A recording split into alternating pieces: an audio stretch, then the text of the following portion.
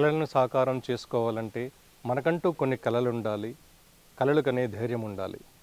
అతను కలగన్నాడు తన ఐఏఎస్ కావాలని. అతని కంటే ముందు అతని తండ్రి కలగన్నాడు తన కొడుకును ఐఏఎస్గా చూడాలని. అలాగే అతడు పెద్ద చదువులు చదువుకోలేదు, పెద్ద పెద్ద ఉద్యోగాలు ఏం చేయలేదు. ఒక దినసరి కూలి, అది చాలక ఒక నైట్ వాచ్మెన్ అయితేనేం తన కొడుకును ఐఏఎస్గా చూడాలని కలలుగన్నాడు. తన తండ్రి కలను నిజం చేయడానికి, తన ఆశయాన్ని నెరవేర్చుకోవడానికి పాఠశాల స్థాయి నుంచే కృషి, పట్టుదల, దృఢ సంకల్పంతో అన్నింటిగా ప్రథముడుగా నిలిచాడు. ప్రతిభా పురస్కారాలు అందుకున్నాడు. విజయ తీరాలను చేరుకునే క్రమంలో అపజయాల పరిచయం లేని వీరుడెవ్వరు, ఉన్నత శిఖరాలను అధిరోహించే క్రమంలో అధపాతాళానికి పడిపోని యోధుడెవ్వరు. ఒకటి కాదు, 2 సార్లు విఫలమైన, తనకు స్ఫూర్తి నింపిన తన తండ్రి లోకం విడిచి వెళ్ళినా, ఆర్థికంగా కృంగిపోయినా, తన మనోసంకల్పాన్ని వదలకుండా దృఢ నిశ్చయంతో, తన కుటుంబ సభ్యుల ప్రోత్సాహంతో, తన స్నేహితులు ఇచ్చిన మనోధైర్యంతో ఐఏఎస్ సాధించాడు. తన తండ్రికి నిజమైన నివాళులర్పించాడు. మన ఆబాది జమ్మికుంట ఆణిముత్యం శ్రీ దొడ్డే ఆంజనేయులు గారు. మరి ఆబాది జమ్మికుంట నుండి ఐఏఎస్ వరకు సాగినటువంటి వారి జీవిత ప్రయాణాన్ని, సక్సెస్ స్టోరీని అతని మాటల్లోనే విందాం. మనం ఎక్కడి నుంచి బయలుదేరామన్నాం కాదు, మనం ఎక్కడికి చేరుకోవాలన్నది ముఖ్యం. అలాగే మనం ఏ ప్రాంతం నుంచి వచ్చాం, ఏ కుటుంబం నుంచి వచ్చాం, ఏ పాఠశాల చదవనేది ముఖ్యం కాదు. మన లక్ష్యం ఏంటిది, మనం ఏం సాధించాలనుకున్నాం, ఏ గమ్యస్థానానికి మనం రీచ్ కావాలనుకున్నాం, అవే ముఖ్యం. అలాగే ఒక గ్రామీణ ప్రాంతంలో జన్మించి, ఒక సామాన్య పేద కుటుంబంలో జన్మించి, ఒక ఉన్నత లక్ష్యం ఏర్పరచుకొని దానికి కృషి, పట్టుదల, నిరంతర శ్రమ వీటినే ఆయుధాలుగా మలుచుకొని ఐఏఎస్ సాధించినటువంటి ప్రస్తుత దుమ్కా కలెక్టర్ శ్రీ దొడ్డే ఆంజనేయులు గారిని ఈరోజు ఇంటర్వ్యూ చేయబోతున్నాం. ఆంజనేయులు గారు, మా ఛానల్ తరపున మీకు అభినందనలు. మన తెలంగాణ ప్రాంతం నుంచి సివిల్ సర్వీసెస్ 2011 బ్యాచ్లో ఐఏఎస్గా ఎంపికైనటువంటి ఆంజనేయులు గారికి నమస్కారం. Welcome to our channel. Thank you. And so మీరు ఐఏఎస్గా సెలెక్ట్ అయ్యారు కదా, మీరు తెలంగాణ ప్రాంతీయులు కావడం, తెలంగాణ రాష్ట్రానికి సంబంధించడం మాకు గర్వకారణంగా ఉంది.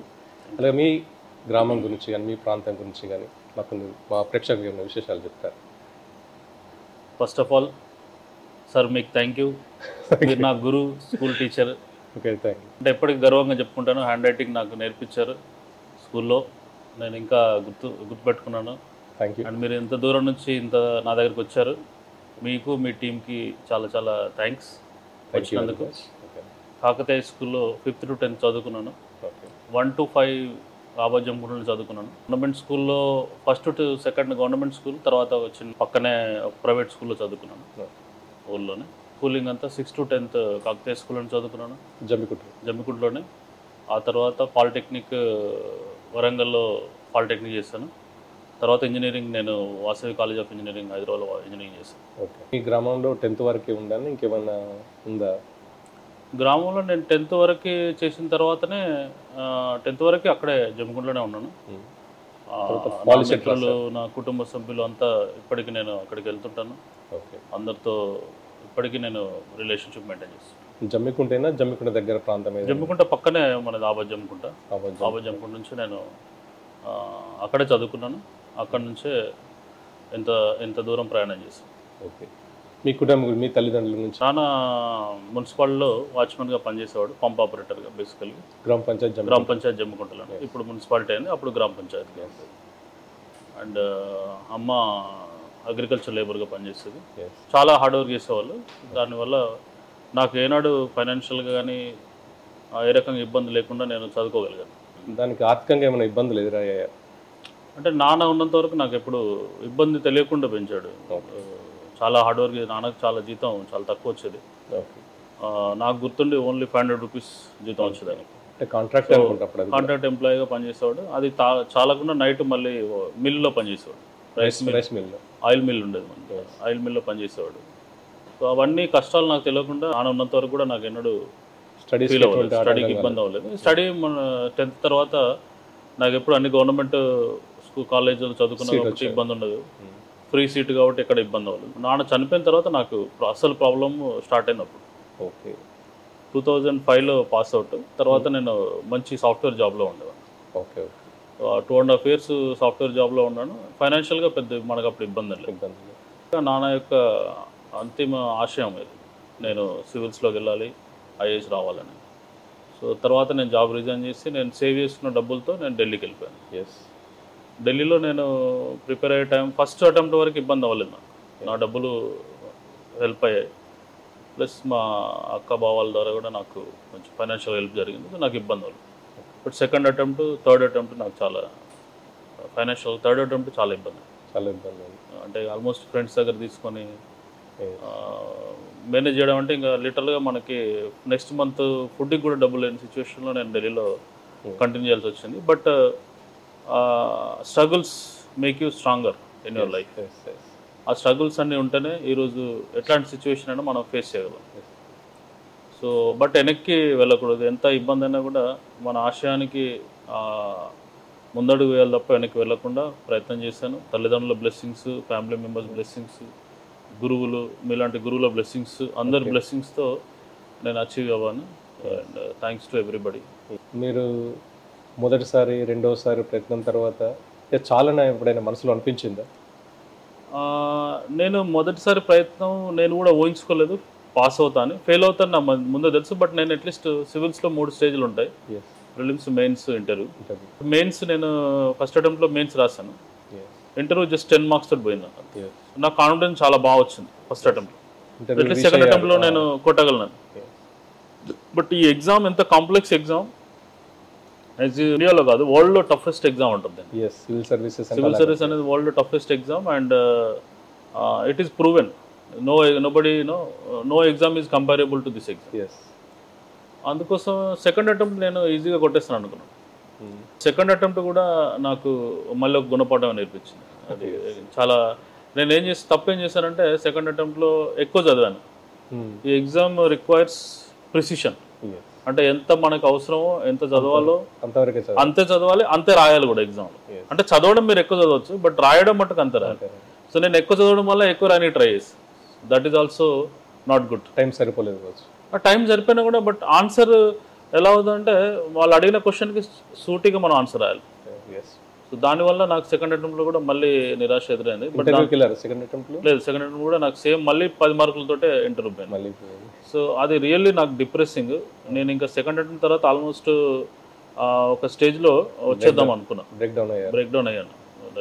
That is natural, human beings, మనం మానవ సహజం అది మనం. బట్ ఆ టైంలో నాకు ఫ్యామిలీ మెంబర్స్ అండ్ ఫ్రెండ్స్ వాళ్ళ ప్రోత్సాహం చాలా నాకు మళ్ళీ థర్డ్ అటెంప్ట్కి ప్రిపేర్ అయ్యేలా చేసింది.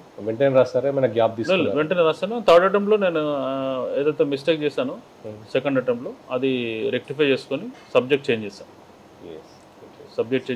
దెన్ చేంజ్ చేశాను. నాకు జాగ్రఫీ వల్ల మార్క్స్ తగ్గాయి 2 అటెంప్ట్లో. జాగ్రఫీ నేను తీసేసుకొని సోషాలజీ తీసుకున్నాను. So then third attempt it was very good.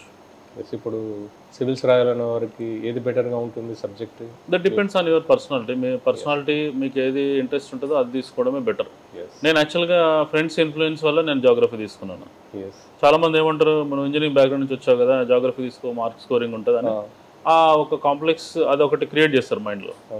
దానివల్ల నేను అటు జాగ్రఫీకి మొగ్గు చూపాను. బట్ తర్వాత నేను అది రియలైజ్ అయ్యాను, that was wrong decision. But నాకు గైడెన్స్ ఇచ్చే వాళ్ళు ఎవరు లేరు. మనకి ఫస్ట్ జనరేషన్, మన ఊరు నుంచి వచ్చాము, మనకు తెలిసిన వాళ్ళు ఎవరు ఉండరు, చెప్పేవాళ్ళు ఎవరు ఉండరు. దానివల్ల నేను అది మిస్టేక్ చేశాను. బట్ ఆఫ్టర్ దట్ సోషాలజీ నాకు చాలా మనస్ఫూర్తిగా చదువుకున్నాను. యాక్చువల్గా మనకు మనస్ఫూర్తిగా ఏ సబ్జెక్ట్ చదువుతాం దానిలో ఎక్కువ మార్క్స్ వస్తాయి. దానివల్ల ఇంటర్వ్యూలో కూడా చాలా ఈజీ ఉంటుంది. అండ్ సోషాలజీ నాకు చదవడం నా అదృష్టంగా భావిస్తాను. ఎందుకంటే సొసైటీ గురించి, ఇండియాలో ఉన్న సామాజిక ఆర్థిక సమస్యల గురించి, వీటికి మూలాల గురించి కూడా చదువుకున్నాను. అసలు ఈ ప్రజెంట్ సామాజిక సంతులత ఏదైతే లేదో మన సమాజంలో అది ఎందుకు వచ్చింది అనేది సోషాలజీ ద్వారానే అర్థం ఉంది. నాకు ఈజీగా, అంటే ఇప్పుడు మనం ఏ సొసైటీకి వెళ్ళాను కూడా, ఎక్కడ ఏ డిస్ట్రిక్ట్లో పనిచేసినా కూడా అక్కడ సోషల్ డైనమిక్స్ అర్థం చేసుకోవడం ఈజీ అవుతుంది. ఇప్పుడు మీరు చేసే ప్రాంతంలో కూడా సోషల్ వేరియేషన్ వేరే ఉంటుంది కంపల్సరీగా. నేను బై గాడ్స్ గ్రేస్, దేవుడి దయ వల్ల, అందరి బెస్ట్ విషెస్ వల్ల ఈ స్టేట్లో 5 ఇది నా 5th డిస్ట్రిక్ట్. అండ్ ఈ స్టేట్లో 5 డిఫరెంట్ రీజన్స్ ఉంటాయి. అంటే with in the state 5 different reasons. అంటే డిఫరెంట్ రీజన్స్ అంటే మేము కమిషనరేట్ సిస్టమ్ ఉంటుంది ఇక్కడ. డిఫరెంట్ కమిషనరేట్ సిస్టమ్ ఉంటే డిఫరెంట్ కల్చర్స్ ఉంటాయి, డిఫరెంట్ ట్రైబల్ పీపుల్ ఉంటారు. అంటే ఒక్కొక్క డిస్ట్రిక్ట్ ఒక్కొక్క ఏరియాలో ఈ 5 రీజన్స్లో 5 different type of language 5 different type of culture ఉంటుంది. కల్చర్ సో దేవుడి దయవల్ల నేను 5 రీజన్స్లో కలెక్టర్గా చేశాను. This is my 5th district. So I'm really happy to serve the people. ఇక్కడ ఎలా ఉంటుంది ఇక్కడ కల్చర్? ఇక్కడ ఇప్పుడున్న రీజన్లో it is dominated by the Santal tribes. And Santali tribes are very famous. And వాళ్ళ స్ట్రగుల్ కానీ వాళ్ళ యొక్క కల్చర్ కానీ చాలా అద్భుతంగా ఉంటుంది. అండ్ చాలా నేర్చుకోవచ్చు వాళ్ళ నుంచి. And as and today our honourable president is from Santal tribe. That is the great achievement of the people here. Third time వెళ్ళేటప్పుడు ఫైనాన్షియల్ ఇష్యూస్ బాగా అంటే ఎట్లుంటుంది అంటే సిచ్యువేషన్ నిండా మునిగినోనికి చలి ఉండదు అన్నట్టు అట్లా అయిపోతా అనమాట. ఇక నీకు పరగపడదే ఏమైంది చూద్దాంలే, ఎవరెవరు ఫ్రెండ్స్ ఉన్నారు కదా, ఎవరెవరు హెల్ప్ చేస్తారనే కాన్ఫిడెన్స్ అంతే. మొదటిసారి రెండో ప్రయత్నంలో కూడా మీరు 10 మార్కులతో కోల్పోయారు. అప్పటికి ఫైనాన్షియల్గా ప్రాబ్లమ్స్ చాలా ఉన్నాయి. హైదరాబాద్ వెళ్ళి ఒక మిత్రుడు హరిబాబు అని ఉంటాడు, నా రూమ్మేట్, ఇంజనీరింగ్లో రూమ్మేట్. అతని రూమ్లోకి వెళ్ళి అతని దగ్గరే ఉన్నాను. నాకు రూమ్ రెంట్ కట్టడానికి డబ్బులు లేవు, ఫుడ్కి డబ్బులు లేవు. వాడితో నాకు చాలా క్లోజ్ మిత్రుడు, అతనితోనే ఉన్నాను. కొద్ది రోజులు ఒక 1 month తర్వాత అతను నన్ను అడిగాడు, ఏం చేస్తావు అంటే సాఫ్ట్వేర్కి వెళ్తా అంటే. తను నాకు ఇచ్చిన ప్రోత్సాహం నేను లైఫ్లో మళ్ళీ మర్చిపోలేను. హరిబాబు మీ ఫ్రెండ్ ఇచ్చిన ప్రోత్సాహం నాకు జేబులో ఇప్పటికీ గుర్తుంది. 35,000 జేబులో పెట్టి నువ్వు మళ్ళీ వెళ్ళు, మళ్ళీ ప్రయత్నం చేయి, నువ్వు కంపల్సరీ మళ్ళీ కొడతావు అని నేను మళ్ళీ ట్రైన్ ఎక్కి మళ్ళీ వెళ్ళేలా చేశాడు. ఢిల్లీకి పంపించారు. మళ్ళీ ఢిల్లీకి పంపించాడు. సో అప్పుడు నాకు అంటే మ్యాక్సిమం స్ట్రగుల్స్, నా ఫ్రెండ్స్, నాతో పాటు ఉండే ఫ్రెండ్ కౌటిల్య అని ఇప్పుడు స్టేట్ సర్వీస్లో ఉన్నాడు, తను నాకు ఫుడ్ బిల్ కట్టేవాడు. సో అలాంటి స్ట్రగుల్ చేసుకుంటూ 3rd attempt కంప్లీట్ చేశాను. ముఖ్యంగా మీరు మళ్ళీ ఢిల్లీకి వెళ్ళడానికి మీ ఫ్రెండ్ హరిబాబు బాగా చాలా ఇంపార్టెంట్. అట్లాంటి మిత్రులు అనే లైఫ్లో చాలా తక్కువ మనకి తారసపడతారు. అండ్ ఇప్పటికీ ఆ 35,000 రిటర్న్ తీసుకోడు. అది మీ ఫ్రెండ్ హరిబాబు ఇప్పటికి తీసుకోడు. ఫ్రెండ్ ఏం చేస్తున్నారు ఇప్పుడు? Is in very good position సాఫ్ట్వేర్లో, చాలా పెద్ద పొజిషన్లో ఉంటాడు. ఫ్రీక్వెంట్గా కలుస్తుంటాం, ఇయర్లీ 2-3 times మేము అందరం కలుస్తుంటాం. కలిసినప్పుడు 35,000 టాపిక్ తప్పనిసరిగా నేను అడుగుతాను, తప్పనిసరిగా వస్తుంటాను. నేను ఫస్ట్ టైం అడిగినప్పుడు చాలా ఎమోషనల్ అయిపోయి ఒక మాట అన్నాడు, నువ్వు నా ఫ్రెండ్ వీరా, నేను నీతో బిజినెస్ చేయలేదు అన్నాడు. నేను heart touching words, but still నేను. అండ్ ఇంకొకటి ఏంటంటే నా మానసికంగా నేను మా నాన్న చనిపోయిన తర్వాత ఢిల్లీకి వెళ్ళి చదువుకున్నప్పుడు చాలా మెంటల్గా కొంచెం డిప్రెషన్ టైప్ ఉండేవాను నేను. బికాజ్ నేను very close to my father. నాన్నకి నేను చాలా క్లోజ్ ఉండేవాడిని పర్సనల్గా. సో ఆ టైంలో నాకు మా అమ్మని ఊర్లో వదిలేసి ఒక్కదాన్ని వదిలేసి వెళ్ళడం అని నాకు చాలా మానసికంగా చాలా ఇబ్బంది పడ్డ టైంలో. బట్ నా ఫ్యామిలీ మెంబర్స్ బాగా హెల్ప్ చేశారు ఆ టైంలో. అమ్మగారు ఒక్కరే ఉండేవారు కదా, అమ్మగారికి ఎవరైనా హెల్ప్గా ఉండేవారు ఇక్కడ? మా మేనబావ సురేష్, శివకృష్ణ అని ఉంటాడు నా చిన్నప్పుడు ఫ్రెండ్. వీళ్ళు అంటే నేను లేని లోటు అమ్మకి ఎవ్రీడే నాకు, నువ్వు బాగుండు, అమ్మ బాగుంది, మేము చూసుకుంటున్నాం అమ్మని. ఆ సపోర్ట్ ఇవ్వడం వల్ల నేను అంటే ప్రశాంతంగా చదువుకోగలిగాను. అది ఒక్కొక్కరు ఒక్కొక్క రకంగా నాకు సాయం చేశారు. అందరూ అన్ని రకాలుగా సాయం చేస్తేనే నేను ఈరోజు ఈ పొజిషన్లో ఉన్నాను. అందుకే నేను ఎవరిని మర్చిపోను. ఎప్పుడు ఊరికి రావడం కానీ, అందరిని కలవడం కానీ, నా దగ్గరికి అందరినీ పిలిపించుకోవడం కానీ. నేను ప్రీవియస్ డిస్ట్రిక్ట్ పలాములో నా రిలేటివ్స్ కానీ ఫ్రెండ్స్ కానీ అందరినీ పిలిచాను. పలాము డిస్ట్రిక్ట్ అందరూ వచ్చారు. And I feel happy that నేను ఈ పొజిషన్లో ఉండడం వల్ల వాళ్ళకి ఒక గర్వకారణం. అండ్ వాళ్ళ పిల్లలకి, మన ఊరు వాళ్ళకి, అందరికీ ఒక ఇన్స్పిరేషన్. మీరు రిజల్ట్ వచ్చినప్పుడు మీరే చూసారా, మీకు ఏమైనా రిజల్ట్ చూసి చెప్పారా? నేను ఢిల్లీలో కూడా నాకు మంచి ఫ్రెండ్ సర్కిల్ ఉండేది, చదువుకునే వాళ్ళం మేము ఒక 4-5. మన ప్రాంతం ఆంధ్ర నుంచి, మ్యాక్సిమం ఆంధ్రప్రదేశ్ నుంచి, ఆంధ్రప్రదేశ్ అంటే పాత ఆంధ్రప్రదేశ్ నుంచి. సో నా ఫ్రెండ్స్ వివేక్ రెడ్డి అని నా రూమ్మేట్గా ఉండేవాడు. నా ప్రతిసారి రిజల్ట్ అతనే చూసి చెప్పేవాడు. Vivek Reddy now is IRS officer, joint commissioner in Hyderabad airport ఇన్ఛార్జ్లో ఉన్నాడు. సో అతనే నాకు రిజల్ట్ చూసి గుడ్ న్యూస్ చెప్పాడు. నేను ఐ ఫెల్ట్ ఒక that is a very emotional moment. మీరు ఎవరితో షేర్ చేస్తున్నారు ఎమోషనల్ మూమెంట్ ఫస్ట్ టైం? అప్పుడు నేను జస్ట్ రిజల్ట్ రాకుండా 3 months ముందు నాకు పెళ్ళైంది. I was with my wife only. Best person to share my mother and my wife. Yes. And అందరికీ ఫ్యామిలీ మెంబర్స్ చెప్పాను. And that was very emotional moment. అమ్మగారు ఎలా ఫీల్ అయ్యారు మరి ఫస్ట్ టైం 2 సార్లు రానప్పుడు? చాలా బాధపడి ఉంటారు. కంపల్సరీ. బట్ అమ్మ చదువుకోలేదు కాబట్టి అమ్మకి ఆ ఇంటెన్సిటీ తెలీదు. నాన్నగారికి ఉండేది. నాన్నకి ఉండేది. నాన్నకి అమ్మకి ఏంటంటే నా కొడుకు ఎక్కడున్నా కూడా సాధిస్తాడని నమ్మకం అంతే. సో అమ్మకి రిజల్ట్ వచ్చిందంటే నాకు తెలిసి ఎప్పుడు వస్తుందనే ఆ ఫీలింగ్, అంటే అంత ఓవర్ కాన్ఫిడెన్స్ నా పైన ఉండేది. నేచురల్ ఎవరి పేరెంట్స్కైనా వాళ్ళ పిల్లల పైన ఉండాలి. అమ్మకు ఉండేది. మీ ఇంట్లో కుటుంబ సభ్యులు ఎలా ఫీల్ అయ్యారు? మిగతా వారందరూ కూడా? అండ్ నాకు మా సిస్టర్కి 2 పిల్లలు అంతే. వాళ్ళు ఎవ్రీబడి ఈజ్ హ్యాపీ. బట్ నేను ఏంటంటే ఆ మూమెంట్స్ అందరితో షేర్ చేసుకొని నేను ఊరికి కూడా వెళ్ళాను. అందరితో కలిసి మనం ఆ మూమెంట్ షేర్ చేసుకున్నాం. బట్ ఇప్పటికి నేను వెనక్కి తిరిగి ఒకసారి చూసుకుంటే నా స్ట్రగుల్ చాలామంది మర్చిపోతున్నారు. అంటే నేను ఎలా స్ట్రగుల్ అయ్యాను. మేబీ ఇంటర్వ్యూ వల్ల మళ్ళీ అందరికీ, మన తెలంగాణ ప్రజలకి, మన డిస్టిక్ ప్రజలకి, అందరికీ ఒకసారి, పిల్లలకి ఎస్పెషల్లీ చదువుకునే పిల్లలకి సివిల్స్ డైరెక్షన్లో, ఎందుకంటే మనకు అవగాహన చాలా తక్కువ ఉంటుంది. మనకి మీరు చూస్తే ఇటు సైడ్ నార్త్ ఇండియాలో చాలామంది సివిల్స్ ప్రిపేర్ అవుతుంటారు. సో మన దగ్గర ఈ సివిల్స్ పైన అవగాహన తక్కువ ఉండడం వల్ల చాలా తక్కువ మంది ప్రిపరేషన్కి వస్తుంటారు. అటెంప్షన్ కూడా తక్కువ మందే ఉంటారు. అంటే ఇప్పుడు పెరిగింది. లాస్ట్ 10 years చూస్తే మన దగ్గర హైదరాబాద్లో మంచి మంచి ఇన్స్టిట్యూట్స్ వచ్చినాయి. అవేర్నెస్ కూడా పిల్లలకు పెరిగింది. పిల్లలకు గైడెన్స్ ఇచ్చే ఇన్స్టిట్యూట్స్ వచ్చాయి. చాలామంది పిల్లలు అటెంప్ట్ చేస్తున్నారు. సో దట్ వాజ్ అది మంచి శకునం మనకి. ఇప్పుడు పిల్లలు చాలామంది 3వ తరగతి 2వ తరగతి నుంచి ఐఐటి మెడిసిన్ పెట్టుకుంటున్నారు. నేను ఎడ్యుకేషన్ సిస్టమ్కి నేను కంప్లీట్గా అగైనెస్ట్ ఉంటాను. అంటే ఇది వెరీ అన్ఫార్చునేట్. ఈ కాంపిటేటివ్ వరల్డ్లో మేబీ పిల్లల పైన అంత ప్రెజర్ మన పేరెంట్స్ కూడా పెడుతున్నారు. పేరెంట్స్ ఏ హోప్ అంటే వాళ్ళకి నా పిల్లలు కూడా మంచి పొజిషన్ పాజిటివ్గానే పెడతారు. బట్ నేను అది పర్సనల్గా నేను దానికి అగైనెస్ట్ ఉంటాను. ఎందుకంటే మనం పిల్లలకి మీరు ఎంత చైల్డ్హుడ్లో ఎంత ఎంజాయ్, వాళ్ళ చైల్డ్హుడ్ని ఎంజాయ్ చేసుకుంటూ చదవాలి. ప్రతి ఒక్కరు చదవాలని మనం ఫోర్స్ చేయకూడదు. నేను ఎప్పుడు అంటాను, ఇప్పుడు సచిన్ టెండూల్కర్ని వాళ్ళ నాన్న చదువుకోవాలని ఐఐటి అడ్మిషన్ చేపిస్తే ఎలా ఉండు, ఇండియాకి సచిన్ టెండూల్కర్ వచ్చేవాడు కాదు. Every student has their own capabilities.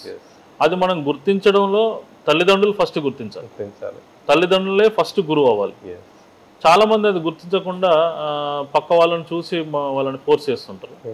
అది అంటే చాలా బాధాకరం. బట్ దట్ ఇస్ వాట్ బాల్యంలో స్వేచ్ఛను ఇవ్వాలి. కంపల్సరీ వాళ్ళ లక్ష్యాలను వాళ్ళు ఎంచుకునే విధంగా చూడాలి. కంపల్సరీ మనం వాళ్ళకి వాల్యూస్ ఇవ్వాలి. ఆల్వేస్ నేను అంటే నాకు ఫాదర్ ఎందుకు అంత క్లోజ్ అంటే అందుకే క్లోజ్. నన్ను ఎప్పుడు నువ్వేం చదువుతున్నావు, నీకు ఎన్ని మార్క్స్ వచ్చినాయి ఎప్పుడు నన్ను అడగలేదు. అసలు చదువుమని కూడా అడగలేదు. నాకు ఎగ్జాంపుల్స్ చెప్పేవాడు లైఫ్లో. చదువుకుంటే ఇలా ఉంటారు, చదువుకోకపోతే ఇలా ఉంటారు, నువ్వు సెలెక్ట్ చేసుకునే లైఫ్. సో నాకు అది చిన్నప్పటి నుంచి కూడా మా ఫాదర్ అండ్ మా ఫాదర్ వాళ్ళ ఎల్డర్ బ్రదర్ మిస్టర్ దొడ్డే ఓదలు, he was retired AD in electricity department. మా పెద్దనాన్న నాకు చిన్నప్పటి నుంచి ఇన్స్పిరేషన్. ఎందుకంటే ఆయన అంటే ఒక జనరేషన్ ముందు చదువుకున్నాడు, పాలిటెక్నిక్ చేసి ఆయన జేఈగా జాయిన్ అయిపోయి గవర్నమెంట్ జాబ్ చేసేవాడు. సో మా నాన్న ఎప్పుడు చెప్పేవాడు అనమాట, నేను చదువుకోలేదు కాబట్టి కూలి పని చేసుకుంటున్నా, మా అన్న చదువుకున్నాడు కదా, అన్న లైఫ్ ఎలా ఉంది, నా లైఫ్ ఎలా ఉంది. సో అది ఆ కంపారిజన్ నాకు ఆల్వేస్ మైండ్లో చిన్నప్పటి నుంచి నాకు మైండ్లో ఉండేది. నేను కూడా మా పెద్దవాళ్ళ చదువుకోవాలి, మంచిగా చదువుకోవాలి, పాజిటివ్గా.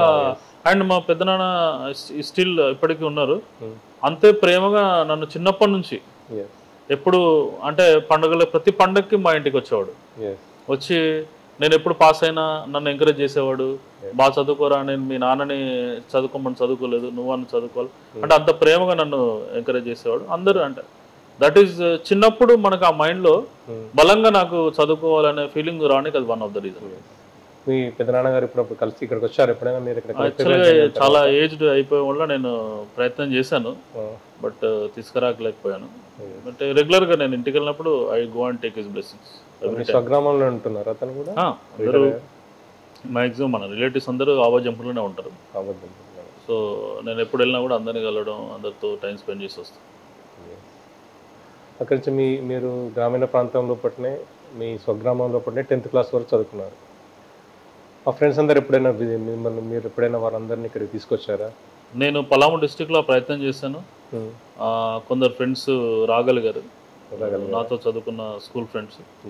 అండ్ ఈ డిస్ట్రిక్ట్లో కూడా వాళ్ళని మళ్ళీ ఇంకా మిగిలిన వాళ్ళని కూడా తీసుకొస్తాను. నేను ఏంటంటే వాళ్ళకి తీసుకురావడానికి మెయిన్ ఉద్దేశం ఏంటంటే వాళ్ళ పిల్లల్ని నెక్స్ట్ జనరేషన్కి ఒక ఇన్స్పిరేషన్. మాతో చదువుకున్న మా మిత్రుడు ఎంతో హార్డ్ వర్క్ చేసి ఇంత ఈ పొజిషన్కి వచ్చినందుకు అని వాళ్ళ పిల్లలకు ఒక ఇన్స్పిరేషన్ ఉంటుంది. రెగ్యులర్గా అనకుండా భిన్నమైన కోర్సులు వాళ్ళ ఇష్టం, మనం దారి చూపించాలి వాళ్ళకి. మీరు మీ ముందు 2-3 దారులు ఉన్నాయి, ఏ దారిలో వెళ్ళాలనేది మీ ఇష్టం. నేను ఈ దారిలో వచ్చినందుకు ప్రజెంట్ నా లాస్ట్ 13 సంవత్సరాల నా జర్నీలో 12 సంవత్సరాలు నా జాబ్ వచ్చినాక సర్వీస్ వచ్చి 12 ఇయర్స్లో నేను ఈ జాబ్ని చాలా ఎంజాయ్ చేస్తాను. మేబీ అదొక రీజన్, నాకు ఇంత ఈ రాష్ట్రంలో ఇంత పేరు ప్రఖ్యాతలు రానికి ఒక రీజన్ అదే. నేను పెద్దవాళ్ళతో కలిసిపోవడం కానీ, వాళ్ళ సమస్యలు వినడం కానీ, వాళ్ళ కోసం ఫీల్డ్కి ఎంత దూరమైనా పోతాను వాళ్ళని కలవడానికి, వాళ్ళ ఇష్యూస్ రిజాల్వ్ కానికి. నేను కొన్నిసార్లు గవర్నమెంట్ ఉన్నతాధికారులతో కూడా నేను గొడవపడాల్సి వచ్చింది.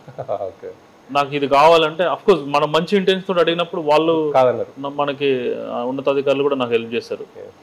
దానివల్ల నేను చాలా రిమోట్ ప్లేసెస్లో వాళ్ళకి facilities, basic minimum facilities, roads వేయడం కానీ, వాటర్ ఫెసిలిటీస్ కానీ, ఎలక్ట్రిసిటీ ఫెసిలిటీస్ కానీ, ఇవన్నీ చాలా రిమోట్. అంటే ఒక 20 కిలోమీటర్స్ మేము నడుచుకుంటూ వెళ్ళాల్సిన సిచ్యువేషన్స్ ఉంటాయి. కార్లో వెళ్ళలేము, బైక్లో వెళ్ళాల్సి వస్తుంది. అండ్ సెక్యూరిటీ ప్రాబ్లమ్స్ కొన్ని. ఇప్పుడు అంటే లాస్ట్ 5-6 ఇయర్స్ నుంచి ఇక్కడ ఎక్స్ట్రీమిజం తగ్గింది, నక్సలిజం. అంతకుముందు ఇంకా చాలా ఇబ్బంది పడేవాళ్ళు. నేను లాస్ట్ ఆల్మోస్ట్ 8 సంవత్సరాలుగా 7 సంవత్సరాలు కలెక్టర్ చేస్తున్నాను. సో ఇప్పుడు సిచ్యువేషన్ చాలా బాగుంది. ఇప్పుడు ఇంకా ఎక్కువ పని చేయడానికి స్కోప్ ఉంది మాకు. మీ ఫస్ట్ అపాయింట్మెంట్ ఎక్కడ చేశారు? నేను 2011 సెలెక్టెడ్ ఆఫీసర్ని. ఫస్ట్ మాకు ట్రైనింగ్, డిస్ట్రిక్ట్ ట్రైనింగ్ గిరిడి అని ఒక డిస్ట్రిక్ట్ ఉంటుంది, అక్కడ చేశాను. గిరిడి డిస్ట్రిక్ట్లో ట్రైనింగ్ చేశాను. ఆ తర్వాత sub collector and equal to SDM అంటారు ఇక్కడ, సబ్ డివిజనల్ మేజిస్ట్రేట్. అది గుమ్లా అని ఒక డిస్ట్రిక్ట్లో చేశాను. అక్కడ it is completely extremely Naxal affected district. Then first collector నేను రామ్గఢ్ అనే ఒక చిన్న డిస్ట్రిక్ట్, అది రామ్గఢ్లో చేశాను. ఒక 1.5 ఇయర్ రామ్గఢ్లో చేసిన తర్వాత ధన్బాద్ అనేది one of the most important and one of the biggest district జార్ఖండ్లో biggest district and coal capital of India అంటారు ధన్బాద్. అక్కడ 3 సంవత్సరాలుగా నా సేవలు అందించాను. ధన్బాద్లో 3 ఇయర్స్ ఉన్నాను. 3 ఇయర్స్ కలెక్టర్గా ఉన్నాను. అక్కడ చాలా సమస్యలు ఉంటాయి కదా, అది ఒక డిఫరెంట్ వరల్డ్ ఆల్ టుగెదర్. మేము అందుకే అక్కడ it's very challenging for any officer. అది అన్ని సంవత్సరాలు పనిచేయడం అనేది ఇంకా ఛాలెంజింగ్ ఉంటుంది. But by God's grace and మంచి పేరుండడం వల్ల మనకి అంత అవకాశం గవర్నమెంట్ ద్వారా వచ్చింది. సో దాన్ని సద్వినియోగం చేసుకుని దెన్ ఇమ్మీడియట్గా నేను ఇంకొక డిస్టిక్ 3 ఇయర్స్ తర్వాత మళ్ళీ సరేకల్ అనే ఒక డిస్టిక్ స్పెషల్గా పంపించాను. రీజన్ బీయింగ్ అక్కడ ఎలక్షన్కి ముందు అక్కడ ఎక్స్ట్రీమిజం ఒక 6 కానిస్టేబుల్స్ని మార్కెట్లో చంపేశారు, నక్సల్స్. సో అక్కడ ఎలక్షన్ చేయడానికి ఒక భయానక సిచ్యువేషన్ ఉండేది. కండక్ట్ చేయడం అంటే చాలా it was very tough and mentally any officer. So government selected me to conduct election they. Government నన్ను పర్సనల్గా సెలెక్ట్ చేసి అక్కడ ఎలక్షన్ కండక్ట్ చేయడానికి పంపించారు. అండ్ చాలా సక్సెస్ఫుల్గా నేను, మా SP mister Karthik is also from Tamil Nadu, మా ఇద్దరిని స్పెషల్గా పంపించారు. 1 ఇయర్ ఎలక్షన్ చేసి పీస్ఫుల్గా కండక్ట్ చేసాం. And it was a big experience going to different villages. ఎందుకంటే ఎలక్షన్ అక్కడ ఓటింగ్ చేయడానికి కూడా రావట్లేదు భయంతో, నక్సల్స్ భయంతో. అండ్ మేము కూడా ఆల్మోస్ట్ బై వాకింగ్ చాలా విలేజెస్ వెళ్ళాల్సి వచ్చేది వాళ్ళని కన్విన్స్ చేయడానికి. Voting election related information, election related machinery మొత్తం అక్కడ పంపిణీకి, electronic voting and helicopters use చేసేవాళ్ళం. టు గో టు ది మన మెషిన్స్, ఈవీఎం మెషిన్స్ పంపిణీకి, పోలింగ్ పార్టీ పంపిణీకి. సో అది ఒక మంచి ఎక్స్పీరియన్స్. ఆ తర్వాత నేను మళ్ళీ ఒక 2 ఇయర్స్ సెక్రటరియట్లో as a director tourism and additional secretary home and director women and child వెల్ఫేర్గా చేశాను. సో ఆ తర్వాత మళ్ళీ నేను లాస్ట్ 2 ఇయర్స్ 2 ఇయర్స్గా ఉన్నాను అక్కడ. టూరిజం 1 yearలో 1 year టూరిజం ఉన్నాను. 9 months ఉన్నాను ఎగ్జాక్ట్గా. ఏమన్నా రెవల్యూషనరీ డిసిషన్ తీసుకున్నారా? టూరిజంలో నేను అడిషనల్ ఛార్జ్లో ఉండేవాడిని. 9 months ఉన్నాను. But I tried my best. But as a director women and child welfare, commissioner women and child welfare అంటారు మన దగ్గర. అందులో నేను 1 year ఉన్నాను. I really had a very good stint there. చాలా బాగా నాకు స్కోప్ వచ్చింది పనిచేయడానికి. అండ్ తీసుకున్నారు ఎప్పుడైనా? అంటే ఒక major contribution to the society. అంటే ఈ ఐఏఎస్ అయినందుకు నాకు major contribution to the society is one of that incident in one of that period as a director women and child welfare. కొత్త ప్రాజెక్ట్ నేను కలెక్టర్గా ఉన్నప్పుడు అంగన్వాడీ సెంటర్స్ విజిట్ చేసినప్పుడు most of the anganwadi సెంటర్స్లో మాకు ఇక్కడ ఎలా ఉంటుందంటే ఓన్లీ ఫుడ్ కోసం పిల్లలు వస్తారు. వాళ్ళకి మనం చదువు చెప్పడం కానీ, బికాజ్ అంగన్వాడీ ఫార్మేటివ్ ఇయర్స్ అవి పిల్లలకి 0 to 6 years. సో వాళ్ళకి చదువు చెప్పడం కానీ, వాళ్ళకి యూనిఫామ్ కూడా ఉండదు ప్రాక్టికల్లీ స్పీకింగ్. నేను ఐ ట్రైడ్ మై బెస్ట్. ఆ టైంలో వింటర్ సీజన్లో స్వెటర్స్ లేకుండా వచ్చి పిల్లలు చదువుకుంటాం, ద పూర్ పీపుల్. సో నేను యాజ్ ఎ కలెక్టర్గా ఉన్నప్పుడు అది అబ్జర్వ్ చేస్తాను. As a commissioner women and child welfare, entire kids in Jharkhand ఈ రోజు స్వెటర్స్ డిస్ట్రిబ్యూషన్ జరిగింది. ఓన్లీ బికాజ్ ఎవరు చదువుకున్న స్వెటర్స్ ఉంటాయి పిల్లలకి అట్లీస్ట్ వింటర్స్లో. అండ్ ఫుడ్ క్వాలిటీ పెంచడం కానీ, ప్రతి పిల్లలకి ఫుడ్ క్వాలిటీ మేము పెంచడానికి ప్రయత్నం చేస్తాం. బికాజ్ మాల్ నరిష్మెంట్ ఇక్కడ ఎక్కువ ఉంటుంది పిల్లలకి. అండ్ మేము ప్రతి పిల్లలకి కరికులం విజనికి ట్రై చేస్తాను. అండ్ కొన్ని డిస్ట్రిక్ట్లో ఆల్రెడీ ఇంప్లిమెంట్ చేశారు pre primary education curriculum. It was developed by the UNICEF and government of Jharkhand జాయింట్గా డెవలప్ చేసాము యూనిసెఫ్ వాళ్ళ హెల్ప్తో. ఆ కరికులము వాళ్ళకి ఇవన్నీ ట్రై చేశాను. అండ్ ఇన్ఫ్యాక్ట్ పలాము డిస్ట్రిక్ట్లో complete curriculum, work books, everything kits నేను ప్రతి పిల్లలకి అందజేశాను అక్కడ. అది చేసి ఒక సాఫ్ట్వేర్ కూడా నేను అది ఇప్పుడు నౌ ఇట్ ఈస్ రన్నింగ్. మనం పిల్లలకి అక్కడ ట్యాబ్స్ ఇచ్చాం. ఈ ఎంటైర్ కరికులంని పిక్టోరియల్ ఫామ్లో పిల్లలకి చూపించడానికి ప్రయత్నం చేశారు. సో దట్ ఇంట్రెస్టింగ్గా పిల్లలు అంగన్వాడీ సెంటర్స్కి వచ్చేవాళ్ళు. దానివల్ల లెటర్ చదవడం పిక్టోరియల్గా ట్రై చేస్తే పిల్లలు అంగన్వాడీ సెంటర్కి రావడం, అంటే రెగ్యులర్గా రావడం, ఫుడ్ తినడం. నాకు దానివల్ల ఫుడ్ వాళ్ళకి రెగ్యులర్గా ఫుడ్ ఇవ్వడం వల్ల మాల్నూరిష్మెంట్ తగ్గడం అండ్ పిల్లలు నేర్చుకోవడం. ఇది అనేది ఏం నేను అక్కడ డ్రాప్ అవుట్ కూడా తగ్గుతుంది, చాలా తగ్గింది. And I was really surprised. ఈ పిల్లలకి నోట్బుక్స్ ఇవ్వడం, పెన్సిల్స్, క్రేయాన్స్ అన్నీ ఇచ్చాము. సో దానివల్ల చాలా అద్భుతంగా రిజల్ట్ ఉంది అక్కడ. సో సేమ్ ప్రాజెక్ట్ ఈ డిస్ట్రిక్ట్లో కూడా నేను ప్రయత్నం చేస్తున్నాను ఇంప్లిమెంట్ చేయడం. దానివల్ల డ్రాప్ అవుట్ తగ్గిపోతుంది, డ్రాప్ అవుట్ తగ్గుతుంది. మెయిన్ ఏం మన పిల్లలకి మాల్ నరిష్మెంట్ పౌష్టికాహారం ఇవ్వడం చాలా ఇంపార్టెంట్. సో అది వాళ్ళు అంగన్వాడీ సెంటర్కి వస్తేనే పౌష్టికాహారం దొరుకుతుంది. దానికోసం చాలా ప్రయత్నం చేస్తారు. పిల్లలు కూడా మరి పక్కదారి పట్టకుండా ఉంటుంది యాక్చువల్గా. చిన్న పిల్లలు అంటే మరి 0 to 6 years మనం వాళ్ళకి చిన్నప్పటి నుంచి చదువుకోవడం అలవాటు అవుతుంది. అట్లీస్ట్ వాళ్ళకి చిన్న చిన్న విషయాలు, అంటే మా curriculum developed by the UNICEF specialist, అది చాలా బాగుంటుంది కరికులం. సో దాన్ని మేము ఇంప్లిమెంట్ చేస్తాం. ఇప్పుడు స్టేట్ అంతా ఇంప్లిమెంట్ అవుతుంది, కొన్ని డిస్ట్రిక్ట్లో ఇంప్లిమెంట్ అవుతుంది. నేను పర్సనల్గా ఎక్కడైతే పనిచేస్తానో అక్కడ ఇయర్ ఆల్సో దుమ్కాలో కూడా. మీరు దుమ్కా కంటే ముందు పాలం డిస్ట్రిక్ట్లో కలెక్టర్గా చేశారు. అప్పుడు శివరాత్రి సందర్భంగా మత విద్వేషాలు జరిగాయి కదా పలాము డిస్ట్రిక్ట్లో. అక్కడ మండల్ హెడ్ క్వార్టర్లో శివరాత్రి టైంలో హిందూ ముస్లిం మధ్య కమ్యూనల్ రైట్స్ జరిగినాయి. మసీద్ ముందు తోరణం కట్టాలని ఏదో ప్రయత్నం చేస్తే దాని వల్ల ఒక ఇద్దరు ఇండివిజువల్ మధ్యలో గొడవ జరిగింది. అది వ్యక్తుల మధ్యలో గొడవ, అది ఒక రైట్స్ లాగా రూపం మారిపోయింది. ఆ టైము ఎర్లీ మార్నింగ్ నాకు ఫోన్ వచ్చింది. ఒక సైడ్ 1000 members, ఒక సైడ్ 1000 members, రెండు కమ్యూనిటీ వాళ్ళు ఒకరిపైన ఒకరు రాళ్ళేసుకుంటున్నారు, ఇటుకలతో కొట్టుకుంటున్నారు. సో దట్ వాజ్ వెరీ, అంటే ఒక భయానక సిచ్యువేషన్. విత్ నా దగ్గర అంటే ముందు మా ఎస్పీ పంపించేసాను. నేను నా దగ్గర ఫోర్స్, అంటే ఇమ్మీడియట్గా మన ఫోర్స్ గ్యాదర్ చేయడానికి టైం పడుతుంది. నా దగ్గర ఉన్న ఫోర్స్ తీసుకొని నేను కూడా ఇమ్మీడియట్గా బయలుదేరి వెళ్ళేసరికి 2 ఇళ్ళు 3 ఇళ్ళు కాలబెట్టేసి, అంటే భయానక సిచ్యువేషన్ ఉంటే మ్యాక్సిమం కంట్రోల్ చేయడానికి ప్రయత్నం చేస్తే నా ముందు నేను ఒక సైడ్ నిల్చొని ఉన్నాను.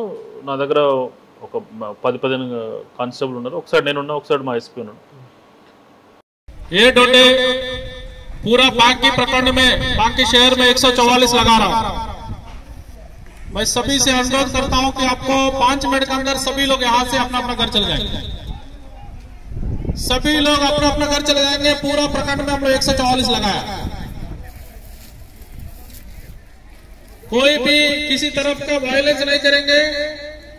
मैं सभी जो बच्चे हैं, सब लोग बच्चे हैं, सब लोग बेटा अपना अपना घर चले जाइए। किसी तरफ का आग लगाना, किसी तरफ का किसी का घर का नुकसान नहीं करना। 5 मिनट में जाना, देखना नहीं बेटा हम लोग को यहाँ। और आपका जो भी समस्या है हम कल बात करते हैं। आज शांति रखना है। ఒక జస్ట్ 100 మీటర్ దూరంలో ఒక ఇల్లు తగలబెడుతున్నారు. ఇంటి లోపల ఒక ఫ్యామిలీ ఉంది, ఉన్నారు తాళం వేసి బయట నుంచి తాళం వేసి తగలబెడుతున్నారు. అండ్ వెరీ అన్ఫార్చునేట్, నన్ను దగ్గర పోనేట్లు మమ్మల్ని మా పైన కూడా రాలేస్తారు. నా గన్మెన్ గాయాలైనాయి, డిఎస్పీకి గాయాలైనాయి. సో మమ్మల్ని దగ్గర పోనేట్లు. అండ్ ఇట్ వాజ్ వెరీ, నాకు చాలా డిస్టర్బింగ్ విజువల్స్ లైఫ్లో. కళ్ళ ముందు జరుగుతుంటే చాలా డిస్టర్బ్, మానసికంగా చాలా డిస్టర్బ్గా ఉంటుంది. And but with in no time మనం కంట్రోల్ చేసి వాళ్ళని బయటికి తీసి సేవ్ చేసాం. బట్ ఆ ప్రయత్నంలో నేను అబ్జర్వ్ చేసింది ఏంటంటే మన సమాజం ఏ దిశలో వెళ్తుంది. చిన్నపిల్లలు 14 years పిల్లలు, రైట్స్ చేస్తున్న పిల్లలు, 2 కమ్యూనిటీ నుంచి 14-15 years పిల్లలు అంటే మైనర్స్. అంటే వాళ్ళకి మనం ఏ రకమైన సామాజిక విలువలు ఇస్తున్నాము, వీళ్ళు ఎందుకు ఇలా తయారవుతున్నారు. ఈ రోజున పిల్లలందరూ వాట్సాప్, ఫేస్బుక్ల ద్వారానే సామాజిక విలువలు నేర్చుకుంటున్నారు. ఇది వెరీ అన్ఫార్చునేట్. తల్లిదండ్రుల దగ్గర సమయం లేకపోవడము, గురువులు చెప్పకపోవడం వలన ఈ ఎలక్ట్రానిక్ మీడియా ద్వారా వీళ్ళు దాన్ని వాడుకొని పిల్లలని బ్రెయిన్ వాష్ చేసి పిల్లలకి వాట్సాప్లు, ఫేస్బుక్ల ద్వారా నెగిటివ్ ఇన్ఫర్మేషన్ ఇచ్చి, నెగిటివ్ వాల్యూస్ ఇచ్చి వాళ్ళని వారు అనుకున్నది వీళ్ళ ద్వారా ఇంజెక్ట్ చేసి యాంటీ సోషల్ ఎలిమెంట్స్ ప్రయత్నం చేస్తున్నాయి ఎంటైర్ సమాజంలో. దీనికి బాధ్యత వహించాల్సింది ఎంటైర్ సమాజం అండ్ ఎస్పెషల్లీ తల్లిదండ్రులు, గురువులు, మొదటి గురువులు అంతే కంపల్సరీ. సో దీన్ని ఇది మొత్తం దేశం అంతటా ఇలాంటి సిచ్యువేషన్ రాకుండా ఉండాలి అంటే అది కంపల్సరీ ప్రతి ఒక్కరి బాధ్యత. ఆ రోజు తర్వాత మళ్ళీ ఎప్పుడు రిపీట్ అవ్వలేదు అండ్ ఇమ్మీడియట్గా కంట్రోల్ చేస్తాం. అండ్ అందరూ maximum we have taken very strict action. So Palamuru జిల్లాలో ఎన్ని రోజులు చేస్తారు? నేను ఆల్మోస్ట్ 1 year 1 month వరకు ఉన్నాను. It was short period only, but it was very memorable. నాకు Palamuru district always memorable. Every district is memorable. Palamuru జిల్లా నుంచి బదిలీ అవుతున్నప్పుడు మీ దగ్గర పనిచేసిన బంటూతులకు స్పెషల్గా సన్మానం చేశారు. మామూలుగా మనం ఏం చూస్తుంటామంటే ఉన్నతాధికారులు బదిలీ అయినప్పుడు ఉన్నతాధికారులకు సన్మానం చేస్తుంటారు, ఫంక్షన్ హాల్లో పెడుతూ ఉంటారు. ఇవి రిపీట్గా జరుగుతూ ఉంటాయి. అవి కలెక్టరే వారి ఆఫీస్ లోపల వారి దగ్గర పనిచేసిన బంటూతులకు మాకు ఎప్పుడు ట్రాన్స్ఫర్స్ అయినా ప్రతి జిల్లాలో ప్రతి ఉన్నతాధికారికి సన్మానం అనేది జనరల్గా చేస్తుంటారు, కామన్గా చూస్తుంటారు. నేను మనం వచ్చిన బ్యాక్గ్రౌండ్ ఏంటి అంటే చాలా చిన్న ప్లేస్ నుంచి వచ్చాము. మనం చుట్టుపక్కల ఉన్న అందరూ నేను చాలా హంబుల్గా ఉండడానికి ప్రయత్నం చేస్తున్నాను, హంబుల్గానే ఉంటాను. ఆ ప్రయత్నంలో అది నేను ట్రాన్స్ఫర్ అయినాక మా బేసికలీ నా ఆదేశపాల్ అంటే బంట్రోత్ అంటారు, తను రిటైర్మెంట్ అవుతున్నాడు నెక్స్ట్ మంత్ రిటైర్ అవుతున్నాడు. తను ఈ సర్వ్డ్ నియర్లీ 42 కలెక్టర్స్. ఒక 42 మంది కలెక్టర్కి బంట్రోత్గా ఉన్నాడు. చూసా నేను అది షాల్వా కప్పి సన్మానం చేద్దామని పిలిచాను. అందరిని పిలిచాను, ముగ్గురిని పిలిచి ఆ చేస్తున్న సమయంలో అతను నా కాళ్ళకి దండం పెట్టే ప్రయత్నం చేశాడు. అది నా మనసుకి అసలు ఒప్పుకోదు. పెద్దవాళ్ళు మనం ఏ పొజిషన్లో ఉన్నా కూడా ఆ పెద్దవాళ్ళని గౌరవించడం అనేది మన కల్చర్లో ఉంటుంది. సో నేను ఇచ్చిన రియాక్షన్ అనేది ఒక స్పాంటేనియస్ రియాక్షన్, అనుకోకుండానే వచ్చింది, ఇమ్మీడియట్గా రియాక్షన్ వచ్చింది. అది నేను అది అనుకోలేదు. జస్ట్ అంటే అంత పెద్ద ఏజ్డ్ పర్సన్ మన కాళ్ళ మొక్కడం అనేది చాలా తప్పు అని నేను I took his blessings. And అది అంటే చాలామంది మన ఉన్నత పొజిషన్లోకి వెళ్తున్న కొద్దీ గ్రౌండ్గా ఉంటే మంచిది. ఎక్కడి నుంచి వచ్చే మూలాలు మర్చిపోకుండా ఉండాలి. దానివల్ల బేసికల్లీ ఇట్లాంటి మేమున్న సర్వీస్లో మనం గ్రౌండ్గా ఉంటే చాలామంది జనాలు సమస్య చెప్పుకొని మీ దగ్గరకు వస్తారు, వాళ్ళు హృదయపూర్వకంగా వస్తారు. మనం ప్రయత్నం చేసి హెల్ప్ చేస్తే వాళ్ళు అంతే హృదయపూర్వకంగా మనకు బ్లెస్సింగ్స్ ఇస్తారు. ఈ సర్వీస్లో మనకి బిగ్గెస్ట్ అచీవ్మెంట్ ఏంటని మీరు అడిగితే నేను ప్రజల ఆశీర్వాదం అనే చెప్తాను. ప్రజల ఆశీర్వాదం అంతే. నేను పలాము డిస్టిక్లో నాది every Tuesday and Friday Janata Darbar జరుగుతుంది. అంటే మన దగ్గర ప్రజావాణి అంటే మేము డైరెక్ట్గా జనాల్ని కలుస్తాం. ఒక 200 to 250 పీపుల్ వస్తుంటారు నా దగ్గరికి. అంటే మొత్తం 4 to 5 hours నేను డెడికేట్ చేసేవాడిని. And on the spot I tried my best to resolve the issues. అందుకే ఫేమస్ అంటే ఏ ఇష్యూ ఉన్నా సార్ కలెక్టర్ దగ్గరికి జనతా దర్బార్ వెళ్తే రిజాల్వ్ అయిపోతుంది. అలా ఒక ఫీలింగ్ వచ్చేసింది లాస్ట్లో. మేబీ అట్లాంటి వర్క్ చేయడం వల్ల today I mean this district.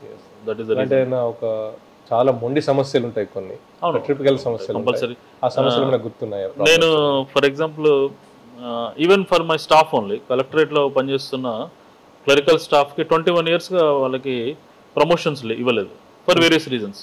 కొందరు కలెక్టర్లో ప్రయత్నం చేసినా కూడా ఇవ్వలేకపోయారు. బట్ నేను రిజాల్వ్ చేసి వాళ్ళకి ప్రమోషన్స్ ఇచ్చేసి. ఏ విధంగా? స్మాల్ ఇష్యూస్, చిన్న చిన్న ఇష్యూస్ ఉన్నాయి ఏదో, ఆ ఇష్యూస్ అన్ని రిజాల్వ్ చేసి నేను డిసిషన్ తీసుకొని వాళ్ళకి ఇవ్వడం అనేది వాళ్ళ ఎప్పుడు మర్చిపోరు ఇంకా లైఫ్లో. దాదాపు ఎంతమంది ఉంటారు? ఒక 35 members ప్రమోషన్ ఇచ్చాను. అందరికి 21 సంవత్సరాల ప్రమోషన్స్ నేను ఇవ్వడం జరిగింది. అట్లాంటి ఇప్పుడు మామూలు జనాల సమస్య కూడా వచ్చినప్పుడు చిన్న చిన్న ఇష్యూస్, పెద్ద పెద్ద ఇష్యూస్ ఏముండవు. వాళ్ళకి యాజ్ ఏ కలెక్టర్గా నేను ఆ ఇష్యూ రిజాల్వ్ చేయగలిగితే ఆన్ ద స్పాట్ అప్పుడే రిజాల్వ్ చేసి పంపిస్తాను. ఒకవేళ అది మన civil matter, revenue related issue కాకపోతే నేను అప్పుడు చెప్పేస్తాను. మన ఉన్నతాధికారులతో ఆల్వేస్ మనం ఎప్పుడు మంచి పని చేసినా ఉన్నతాధికారులు చాలా హ్యాపీగా ఎంకరేజ్ చేస్తారు. ఎక్కడున్నా కూడా, ఏ స్టేట్లో ఉన్నా కూడా ఇక్కడ కూడా మంచి ఎంకరేజ్ చేసి మన గైడ్ చేసే ఆఫీసర్స్ ఉన్నారు. ఇప్పుడు మీరు ఈ వృత్తిలో కూడా కలెక్టర్గా ఉండడం కానీ, మినిస్ట్రేట్స్గా వ్యవహారం చేయడం కానీ, జనతా దర్బార్ కానీ, ఇంకా పొలిటికల్గా కానీ చాలా మందితో చాలా మీటింగ్లో ఉంటుంటారు. ఒకరోజు మీరు సామాన్య పౌరులతో గడపచ్చు, ఆ రోజే ఒక ముఖ్యమంత్రితో కానీ అంతకంటే పెద్ద స్థాయి వాళ్ళతో కానీ మాట్లాడి రావచ్చు. అది మన అదృష్టం. అండ్ యాజ్ ఐఏఎస్ ఆఫీసర్ అది that is the beauty of the service అంటాను. ఒకే రోజు భిన్నమైన ఇన్సిడెంట్స్, వ్యక్తులను కలవడం అలా జరిగాయి మీకు ఏమైనా? పూరెస్ట్ పర్సన్స్ కూడా, పూర్ పీపుల్తో కూడా కూర్చోవడం ఉంటుంది. అదే టైంలో మళ్ళీ సాయంత్రం వరకు కానీ అది అంటే నేను ఫ్రెండ్స్ కూడా చెప్తాను, that is the beauty of the IAS. అంటే ధన్బాద్లో ఒక ఇన్సిడెంట్ జరిగింది. నేను ఫీల్డ్లో ఉండి విలేజర్స్తో అంటే కొన్ని ఇష్యూస్ ఉంటే వాళ్ళకి ఇళ్ళ ఇష్యూస్లు, పూర్ పీపుల్తో నేను I was interacting with them. వాళ్ళతోటి నేను మాట్లాడుతున్నా, వాళ్ళ ఇష్యూస్ తెలుసుకుంటున్నా. అదే సమయంలో నాకు ఫోన్ వచ్చింది, mister Sajjan Jindal want to meet you. Jindal steel plant, Jindal steel plant owner అన్నమాట. Is called steel man India. First I was surprise. Generally such a big personality మనల్ని ఎందుకు అంటే కలెక్టర్తో ఏం పని ఉందో అనుకున్నా, but he has some genuine issues. I came to Dhanbad వచ్చాడు. ఆయనకి ప్రాజెక్ట్ రిలేటెడ్ కొంచెం మాట్లాడాలని వచ్చాడు. So then I told him, please మీరు మా ఇంట్లో come for a cup of tea అంటే, నేను వెళ్ళడం లేట్ అయింది ఇంటికి, విలేజ్ నుంచి వెళ్ళడం లేట్ అయింది. So he was so humble and very nice person. ఇంత హంబుల్ పర్సన్, ఇంత గ్రౌండ్గా ఉన్నాడు. ఇంటికి వెళ్ళే వరకు నా పిల్లలతో ఆడుకుంటున్నాను. అండ్ నేను దాన్ని వెళ్ళి కలిశాను. అండ్ వెరీ వార్మ్ పర్సన్, చాలా మంచిగా మాట్లాడి అప్పుడు అర్థమైంది నాకు, మనం ఈ సర్వీస్లో ఉన్నప్పుడు దట్ ఈస్ ద బ్యూటీ. నువ్వు పూర్ పీపుల్ తోటి కలుస్తుంటావు and you are meeting the richest people in India. And వాళ్ళు ఇంకా హంబుల్గా ఉంటారు. వాళ్ళని చూసి మనం నేర్చుకోవాలి. వేల కోట్ల అధిపతులు ఎంత గ్రౌండెడ్గానో కలెక్టర్ని కలవని కలెక్టర్ దగ్గరికి వచ్చి వెయిట్ చేయడం అనేది నాకు అది నా మనసుకి చాలా మరుపురాని సంఘటన. ఈరోజు చాలామంది విద్యార్థులు ఎటువంటి లక్ష్యం లేకుండా ఉంటున్నారు. పాఠశాల స్థాయి వరకు కూడా ఏ లక్ష్యం పెట్టుకోవడం లేదు. తల్లిదండ్రుల లక్ష్యాలే వాళ్ళ లక్ష్యాలు అవుతున్నాయి యాక్చువల్గా చూసినట్టయితే. సో ఈ సంఘటనలో తల్లిదండ్రులకి ఏం చెప్పాలనుకున్నారు మీరు 10th class వరకు? మన చిన్నతనం ఇప్పటికి ఉన్న బాల్యం చాలా డిఫరెంట్. మనకి చిన్నప్పుడు బయట ఇన్ఫర్మేషన్ చాలా తక్కువ వచ్చేది. ఇంటర్నెట్ ఉండేది కాదు. మొబైల్స్ ఉండేది కాదు, టీవీ ఉండేది కాదు, పుస్తకాల మీద పుస్తకాల పైన ఆధారపడి పేపర్ల పైన, న్యూస్ పేపర్ పైన. ఇప్పుడు ఇన్ఫర్మేషన్ చాలా ఎక్కువ ఉంది. అంటే చాలా విషయాలు మా పిల్లలకు తెలుసు, ఇప్పుడు నాకు తెలియదు. అంటే ఇన్ఫర్మేషన్ అలా అంత ఫ్లో అవుతుంది ఇంటర్నెట్ ద్వారా, సోషల్ మీడియా ద్వారా, కంప్యూటర్ ద్వారా, టీవీల ద్వారా. సో బట్ ప్రజెంట్ సిచ్యువేషన్లో నాకు 2 పిల్లలు, పేరెంటింగ్ అనేది చాలా ఛాలెంజింగ్, చాలా ఛాలెంజింగ్. వాళ్ళు కరెక్ట్ ఇన్ఫర్మేషన్ చూస్తున్నారా లేదా, వాళ్ళకి వచ్చే ఇన్ఫర్మేషన్ బ్యాడ్ కంటెంట్ రావట్లేదు. అంటే మీరు పిల్లలకి కొంచెం అటెన్షన్ ఎక్కువ ఇవ్వాల్సిన టైం ఇది, ప్రజెంట్ జనరేషన్. ఎక్కువ టైము అండ్ ఎక్కువ వాళ్ళని గమనించాల్సిన అవసరం ఎక్కువ ఉంది, ఎక్కువ అబ్జర్వ్ చేయాలి ప్రజెంట్ జనరేషన్లో.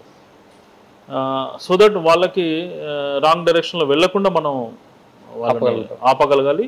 అండ్ చిన్నప్పటి నుంచి వాళ్ళకి పేరెంట్స్ కంపల్సరీ వాళ్ళకి డిఫరెంట్ డైరెక్షన్ చెప్పాలి యాజ్ పర్ దేర్ కెపబిలిటీస్. ఏ రూట్లో వెళ్తే ఎలా ఉంటుంది, ఏ రూట్లో వెళ్తే బాగుంటుంది, వాళ్ళ ప్రావీణ్యం ఏంటి అని మనం గుర్తించగలిగితే చాలా బాగుంటుంది. నేను ప్రావీణ్యం ఉంటే అందులో శిక్షణ ఇప్పించాలి కంపల్సరీగా. నేను నా 2 అమ్మాయిలు నేను ఎప్పుడు చదువుకోమని నేను చెప్పను. పెద్ద అమ్మాయి కరాటే నేర్చుకుంటుంది, షీఈ్ ద స్టేట్ ఛాంపియన్ తాంగ్తాలో. ఆ చిన్న అమ్మాయి డ్యాన్స్ అంటిస్తాం తను. మన డ్యాన్స్ కోచింగ్ మనం ఇప్పిస్తున్నాం, బాగా చేస్తుంది. మీకు ఇష్టమైన రంగంలో మీరు ఉండండి, దానిలో మటు కంపల్సరీగా మీరు ఎక్సెల్ అవ్వాలి, కంపల్సరీగా హార్డ్ వర్క్ చేసి ఎక్సెల్ అవ్వాలనేది నేను ప్రయత్నం చేస్తాను. ఏ రంగంలో ఉన్నామని కాదు కానీ కంపల్సరీ ఎక్సెల్ అయ్యామా లేదా. My elder daughter is gold medal in karate, martial arts. So అది వాళ్ళకి ఏంటంటే వాళ్ళకి ఇన్స్పైరింగ్గా నేను ఉంటాను. బట్ నా ఓన్లీ ఎడ్యుకేషన్లో కాదు, మిగతా ఫీల్డ్లో కూడా వాళ్ళు కంపల్సరీగా ముందుకు వెళ్ళాలని ప్రయత్నం చేస్తుంటారు. ఈరోజు ఇంటర్మీడియట్ కాగానే మార్కులు రాగానే మార్కులే లైఫ్ అనుకుంటున్నారు. మళ్ళీ ఒక కాంపిటేటివ్ ఎగ్జామ్ రాసిన తర్వాత మళ్ళీ చాలా డీలా పడిపోతున్నారు. 990 మార్క్స్ వస్తున్నవి, మళ్ళీ ఎంసెట్లో కానీ ఐఐటీలో కానీ ఇంకా వేరే కోర్సులో కానీ ర్యాంక్స్ రావడం లేదు. అలాంటప్పుడు వాళ్ళు చాలా మానసిక ఒత్తిడికి గురవుతున్నారు. వారు అలా గురి కాకుండా మంచి లక్ష్యం ఏర్పరచుకోవాలి. బేసికల్గా మీరేం చెప్తారు? నేను నా పర్సనల్ ఎక్స్పీరియన్స్, నేను టాపర్. మీరు స్కూల్లో కూడా నేను టాపర్ని, ఇంజనీరింగ్ కూడా టాపర్ని. ఇంజనీరింగ్ నాకు 92% ఇంజనీరింగ్. సో బట్ నేను ఎప్పుడైతే సివిల్స్ ప్రిపరేషన్కి వెళ్ళానో కంప్లీట్లీ డిఫరెంట్ వరల్డ్ అది. అంటే ఎన్ని సంవత్సరాలు మనం చదువుకుంటూ వచ్చామో అక్కడికి వెళ్ళాక మళ్ళీ స్క్రాచ్ నుంచి స్టార్ట్ చేస్తాం. సో అందుకే మీరు ఏ స్టేజ్లో ఎప్పుడు మార్కులు వచ్చినా అది ఆ స్టేజ్ వరకే, నెక్స్ట్ మళ్ళీ కొత్తది. సో అందుకే ఎప్పుడు మీరు ఏ ఎగ్జామ్ ప్రిపేర్ అయినా, మీరు ఇంటర్మీడియట్ పాస్ అయినా 10th పాస్ అయినా, అది మీకు ఎప్పుడు కొలమానం కాదు. అండ్ సివిల్స్లో నాతో పాటు సెలెక్ట్ అయిన నా ఫ్రెండ్స్ కానీ కొందరు బిలో యావరేజ్ స్టూడెంట్స్ 10thలో కానీ ఇంటర్మీడియట్లో కానీ, సింప్లీ హార్డ్ వర్కింగ్. మీరు ఆ టైంలో కన్సిస్టెంట్గా హార్డ్ వర్క్ చేయడం, అది ఒక్కటే important. At the end of the day నేను పర్సనల్గా ఏంటంటే నువ్వు సక్సెస్ అయ్యావా లేదా అంతే, అది ఒక్కటే మ్యాటర్స్. ఇంకా మిగతాది నీ స్ట్రగుల్ అంతా అది నీ life story, that's it. So me students లైఫ్లో ఉన్నప్పుడు చాలా కష్టపడ్డారు. సో అలాంటి కష్టాలు ఎదురైనప్పుడు ఏ విధంగా డిసిషన్ తీసుకోవాలి? చైల్డ్హుడ్లో బేసికలీ నేను ఇష్టంగా చదువుకున్నాను. ఇష్టంగా చదువుకున్న వాళ్ళకి కష్టం ఉండదు. ఫస్ట్ థింగ్, నేను ఆవాజంగుండ నుంచి నడుచుకుంటూ జమ్మగుండకు వచ్చి స్కూల్ వేసుకొని మళ్ళీ నడుచుకుంటూ సాయంత్రం బయటలు. పాత సైకిల్ కూడా ఉండేది. సైకిల్ నేను మా నాన్న 7th క్లాస్లో ఫస్ట్ వస్తే ఇప్పించిండు. 7th క్లాస్ అంటే 5th నుంచి 7th నడుచుకుంటూ పోవడం. ఎవ్రీడే 3.5 కిలోమీటర్స్ నడుచుకుంటూ పోయి చదువుకున్నాం. సాయంత్రం నడుచుకుంటూ వెళ్ళాడు. నాన్న 7th క్లాస్లో నువ్వు ఫస్ట్ వస్తే సైకిల్ ఇస్తా అంటే నేను 7th క్లాస్లో ఫస్ట్ వచ్చి అది అంటే అదొక ఎంకరేజ్మెంట్ అంతే. తర్వాత 10thలో కూడా నాకు ప్రతిభ అవార్డు వచ్చింది. Topper in entire mandal. మా Kakatiya school correspondent mister Sudhakar Rao, still there. ఆయన అంటే నాకు చాలా గౌరవం, ఎందుకంటే నన్ను ఎప్పుడు చాలా ప్రేమగా చూసుకునేవాడు. నా హార్డ్ వర్క్ చూసి నేను చదువుకున్న నాకు వచ్చిన బ్యాక్గ్రౌండ్ నుంచి. 10thలో ఒక ఎగ్జామ్ 10th మ్యాథ్స్ ఎగ్జామ్ నాకు ఇంకా గుర్తుంది. మ్యాథ్స్లో 100కి 100 వస్తే 100 రూపీస్ ఇస్తా అని చెప్పింది. గోడ మీద రాసి. సో నేను ఫస్ట్ టైం 100కి 100 తెచ్చుకున్నాను. నాకు 100 రూపీస్ ఇచ్చాడు. సో నేను వెళ్ళి చాలా ప్రౌడ్గా మా నాన్నకి చెప్తే మా నాన్న నాకు దాంట్లో ఇంకొక 50 రూపాయలు కలిపి వాచ్ కొనిచ్చాడు. First watch. నాకు వాచ్ అంటే ఇష్టం నాన్నకు తెలుసాను. సో అదొక మెమరబుల్ ఇన్సిడెంట్. అంతే తప్ప నాకు ఎప్పుడు స్ట్రగుల్గా ఎప్పుడు ఫీల్ అవ్వలేదు. ఆల్వేస్ నాకు చాలా ఇష్టం చదువు అంటే నేను చదువుకున్నాను అంతే. అంటే చదువు అనేది నేను ఎందుకు ఇష్టంగా ఎందుకు పెట్టుకున్నానంటే నాకు డాక్టర్ బిఆర్ అంబేద్కర్ టీచింగ్స్ కానీ ఆయన రైటింగ్స్ కానీ నాకు చాలా ఇన్స్పిరేషన్. ప్రిపరేషన్ టైంలో కూడా నేను ఆయన గురించి చదవడం, ఆయన పడ్డ స్ట్రగుల్స్ కానీ. సో నాకు అంటే ఆయన పడ్డ స్ట్రగుల్స్ ముందు మనం పడుతున్న స్ట్రగుల్ నథింగ్ అండి. అంటే ఆయన చదువుకునే టైంలో అట్లీస్ట్ నేను చదువుకునే టైంలో నేను క్లాస్ రూమ్లో ఎంటర్ అయ్యి క్లాస్లో కూర్చొని చదువుకున్నాను. ఆయన క్లాసులో లేకుండా బయట కూర్చొని చదువుకున్నాడు. అంటే అంత ఘోరమైన స్ట్రగుల్ మనం పడ్డ చాలా. ఆయన ఆల్వేస్ ఒకటే చెప్తాడు, నీకు లైఫ్లో ఉన్న ప్రతి సమస్యకి సొల్యూషన్ లాగా ఒక వెపన్ ఉంటుంది, అది చదువు అంటున్నాడు. ప్రతి సమస్య పరిష్కారం చదువు అంత. అంటే దట్ ఈస్ ద రీజన్ నేను ఎక్కడికి వెళ్ళినా పిల్లలు చదువుకోవాలి. మీరు పూర్ పీపుల్ అయినా, మీరు సోషల్లీ బ్యాక్వర్డ్ అయినా, ఎకనామికల్ బ్యాక్వర్డ్ అయినా, everything solution will come with the study. మీరు చదువుకోండి, పిల్లల్ని చదువుకుంటే వాళ్ళ లైఫ్ని వాళ్ళే బాగు చేసుకుంటారు. మీరు మా ఛానల్ ద్వారా నేటి యువతకి ఇచ్చే సందేశం ఏంటది చాలా బ్రీఫ్గా ఒకసారి చెప్పండి. సో నేను అంటే first of all once again మీకు చాలా థ్యాంక్ యూ సార్, మీరు ఇంత దూరం వచ్చారు నా కోసం. అండ్ మీ ఎంటైర్ టీమ్కి చాలా థ్యాంక్ యూ. మీ ఛానల్ ద్వారా అందరికీ అంటే చదువుకున్న పిల్లలందరికీ కూడా కంపల్సరీ మీరు చదువుల్లో మీకు ఇష్టమైతేనే చదవండి, లేదా మీ ఇష్టమైన రంగాన్ని ఎంచుకోండి. First point. సెకండ్, చదివితే మనస్ఫూర్తిగా చదవండి, సగం చదవద్దు, హృదయపూర్వకంగా చదవండి. Compulsory that will come to you. మీరు ఎన్ని కష్టాలు పడ్డా ఒక లక్ష్యాన్ని పెట్టుకున్నప్పుడు వెనక్కి మట్టుకు వెళ్ళకండి. చాలామంది ఆ లక్ష్యం వరకు పోలేకపోతారు. డిఫరెంట్ కొందరికి కుటుంబ సమస్యలు, కొందరికి ఆర్థిక సమస్యల వల్ల. బట్ ఎన్ని సమస్యలు ఉన్నా మీరు వెళ్తే కంపల్సరీ సక్సెస్ మీదే, మిమ్మల్ని ఎవరు ఆపలేరు. Thank you. ఓకే. విజయ తీరాలను చేరుకునే క్రమంలో అపజయాల పరిచయం తప్పనిసరి. అపజయాలు పరిచయం అయ్యాయని మరి విజయ తీరాలు చేరుకునే ప్రయాణాన్ని ఆపకూడదు. దానికి ఆదర్శమే ఆంజనేయులు గారి స్టోరీ. ఈ ఆంజనేయులు ఐఏఎస్ గారి స్టోరీని ఆదర్శంగా తీసుకొని మీలో ఒక్కరు ఆ స్ఫూర్తితో ఐఏఎస్ కానీ దానికి సమాన స్థాయిలో కానీ దానికంటే ఉన్నతంగానే మీరు ఎదిగినప్పుడు మేము చేసిన ఈ ప్రయత్నం సక్సెస్ అని భావిస్తాము.